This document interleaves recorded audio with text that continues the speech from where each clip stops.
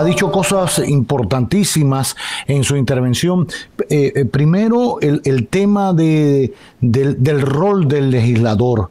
Al final es el que hace las leyes. Sí, claro. Y las leyes tienen que hacerse sobre el fundamento del principio de respeto a la Constitución. Las leyes no se pueden festinar, no es una cosa emotiva, no es un tweet, no es un chat, no es un post. Tienen que, por eso siempre he dicho que en las labores anteriores de otras legislaturas, de otros legisladores, se ha festinado tantas cosas como la ley de presupuesto, asignarle partidas a diferentes instituciones sin hacer un cálculo de dónde viene. Si usted se pone a sumar lo que por ley está asignado a las instituciones en materia presupuestaria, no alcanza el presupuesto, o sea, es 3 veces lo que hoy tenemos como presupuesto, porque el legislador en su momento, por quedar bien con este o por influencia de los otros, vamos el 4% para educación y el otro para la educación superior y tanto para lo otro, sin calcular de dónde viene el dinero. Entonces, ese tipo, pero el caso más reciente,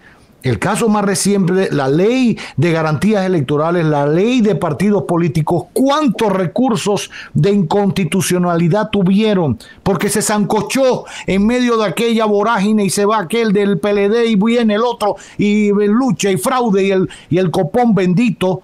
Y se zancochó porque aquello era un circo en el hemiciclo. Entonces no podemos seguir aspirando a eso. Lo otro importante, el momento en que se desarrolla los colegios privados y las escuelas privadas en nuestro país. Por un lado, los beneficios que van recibiendo los maestros, y eso hay que aplaudirlo, y usted lo acaba de aplaudir muy bien, los que trabajan en el sector público, y conlleva aumentar el salario y las condiciones de trabajo de los que están en los colegios privados. Pero hay un detalle también. Los gobiernos en los últimos años, y este lo ha continuado, también han seguido abriendo nuevas escuelas públicas con otras condiciones y tanda extendida y aquello y lo otro. Entonces muchos padres han preferido en algún momento, por la situación económica, por X o por Y, pasar sus hijos de la escuela privada o del colegio privado a la escuela pública. Es una condición, es una decisión personal y familiar, pero eso también influye en el mantenimiento de las escuelas privadas, de los colegios privados. Ya no es el negocio que era antes. Para que la gente tenga una idea, porque la gente piensa que eso es una maquinita de hacer dinero.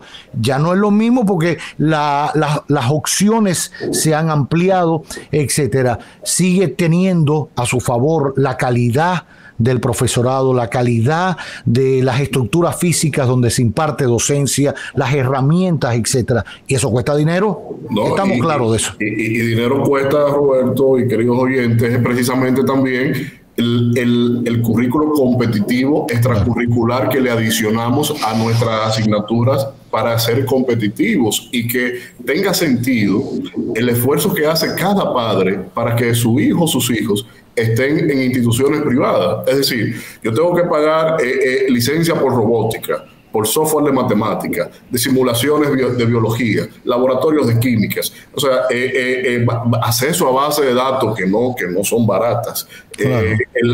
Bibliotecas virtuales, generar y con ello también contratar mano de obra especializada en pedagogía y en esas técnicas específicas. Entonces son elementos, y eso con el 30%, con ese 70% del total de lo que paga el padre por la matrícula. Entonces, aquí, si tú te fijas, y nosotros no lo señalamos, pero para graficar un poco, alguien me decía, mira, pero que ustedes no tuvieron piedad ni siquiera en la pandemia. Y yo, ¿cómo así?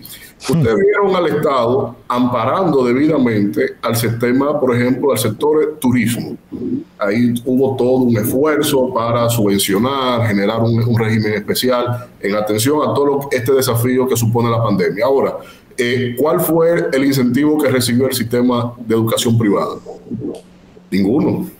Nosotros no recibimos ningún tipo de soporte. Los préstamos, los locales, las nóminas, aunque fueron a fase, pero también había una TCS, había un Infotep, había un sinnúmero de elementos, los costos operativos, el contrato de luz siguió igual, el contrato de teléfono, de internet, todo eso siguió igual. Entonces, son variables que de alguna u otra manera también hemos sido lacerados, hemos sido muy afectados, y nosotros tratamos de preservar el ánimo en el sector. ¿Por qué?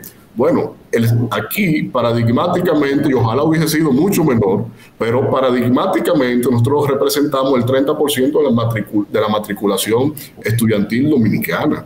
O sea, el Congreso Nacional no puede jugar por la libre en todo lo que vaya a generar incidencia en el sistema educativo del país, y sobre todo en este contexto de la situación privada. Entonces, hay algo más que señala la ley, el proyecto de ley que está planteado ahí, Roberto.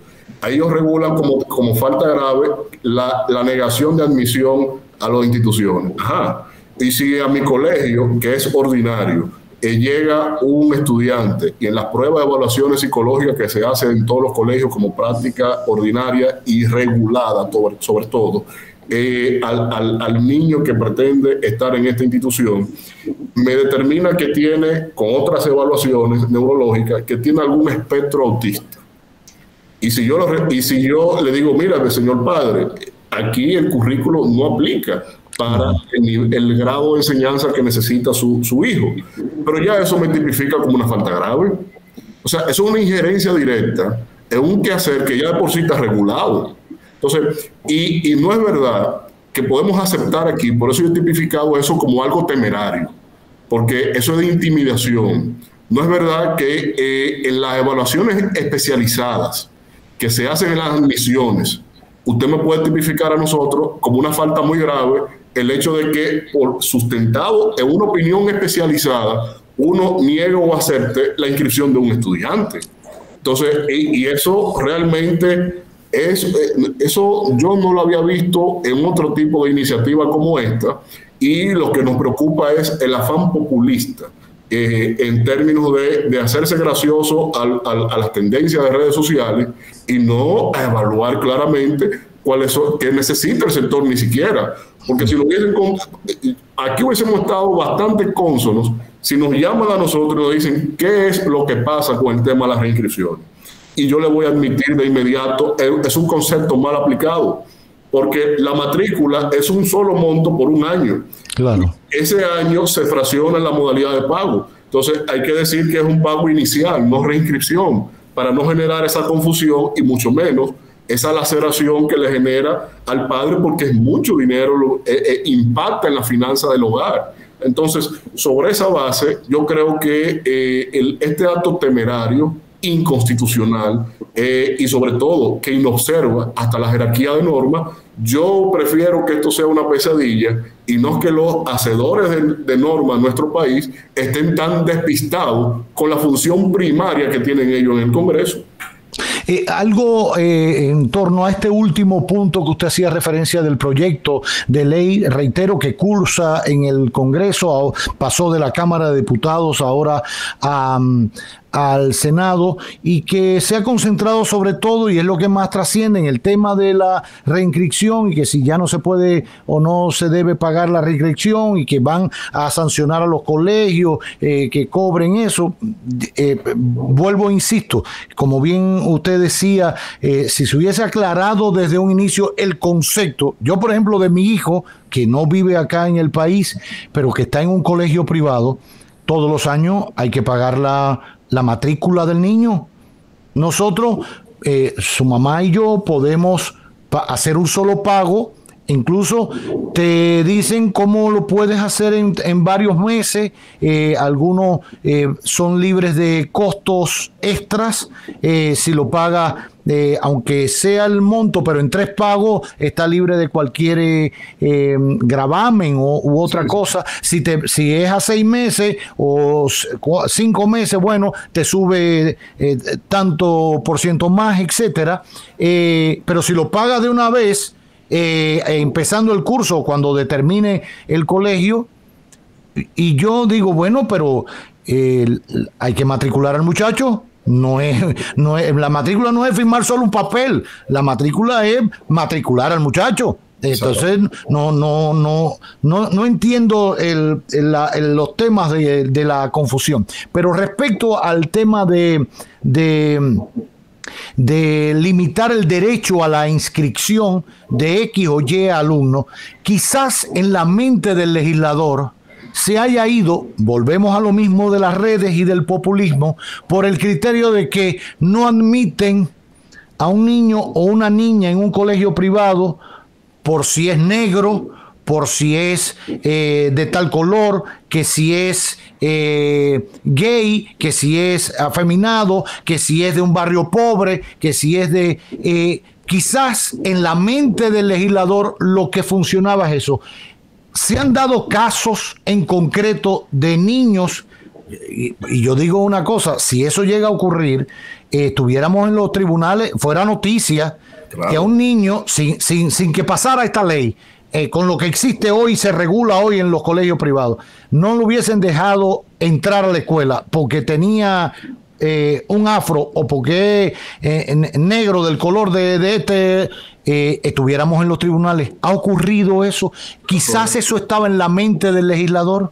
Roberto, yo soy hombre de academia y por lo tanto me debo a los métodos, y la constatación es el método por excelencia para tú sustentar eso. Eso no ha ocurrido en el país.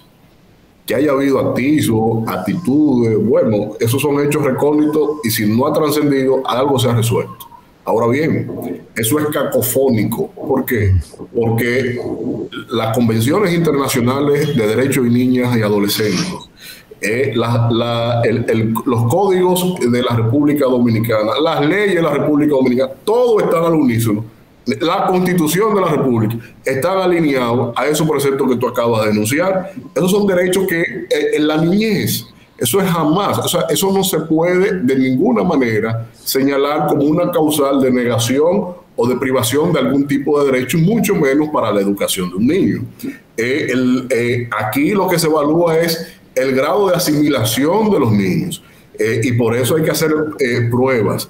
Por eso anualmente se nos exige cartilla de vacunas. Por eso anualmente se nos exige evaluación otorrino. Por eso, porque eso tiene incidencia oftalmológica, eso tiene incidencia en el aprendizaje. Claro, y sobre todo claro, en los niños en los primeros años de su infancia. Entonces, aquí todo está regulado es en pro del aprendizaje, en la efectividad del aprendizaje, pero en la discriminación jamás. Y por lo tanto, usted establecer ahí una iniciativa de ley que venga a redundar sobre lo que ya existe en una jerarquía menor, aparte cacofónico, es prácticamente es una mofa, pero implosionaria hacia dentro del mismo Congreso, porque no es verdad que en el país eso sea práctica que lleve a la aceptación o no de un infante en un centro educativo en nuestra nación. Eso no ocurre y está de más señalarlo ahí, porque de por sí no es práctica, sino que ya está preestablecido y fomentado por las leyes vigentes en el país.